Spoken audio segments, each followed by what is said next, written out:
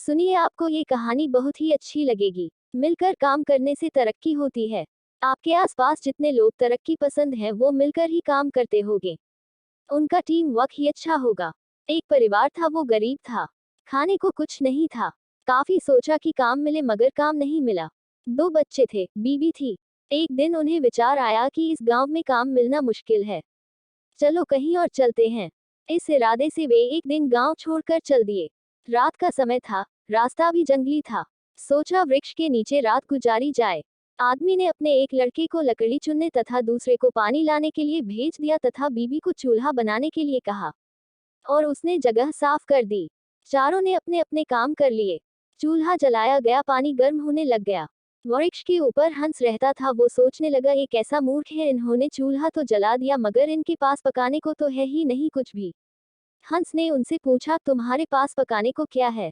वो आदमी बोला, तुझे मार के खाएंगे। हंस बोला, मुझे क्यों मारोगे? आदमी बोला, हमारे पास न पैसा है और न ही सामान, तो क्या करें? हंस सोच में पड़ गया। इन्होंने चूल्हा भी जला लिया है। सब कर्मशील हैं, मुझे तो ये खा ही जाएंगे। तो हंस बोला, अगर मैं आपको धन दे दूं तो मुझे छोड़ दोगे? घर का स्वामी बोला, हाँ छोड़ देंगे। हंस कहने लगा, मेरे साथ चलो, मैं तुम्हें धन देता हूँ।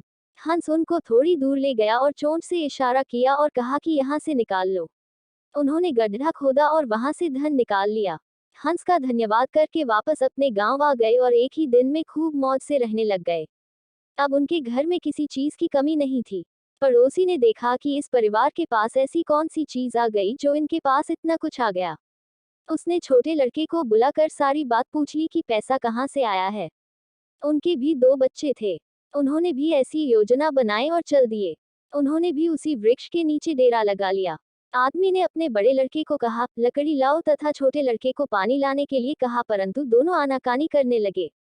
बीवी ने भी कहा कि मैं थक चुकी हूँ। जैसे जैसे पानी लकड़ी इकट्ठी हो गई और पानी गर्म होने लगा। हंस फिर आया और बोला, तुम्हारे पास खाने को तो नहीं है तो फिर पानी गर्म कर रहे हो? आदमी बोला, तुझे मार कर खाएंगे। हंस मुस्कुरा उठा और बोला, मारने वाले तो 3 दिन पहले आए थे।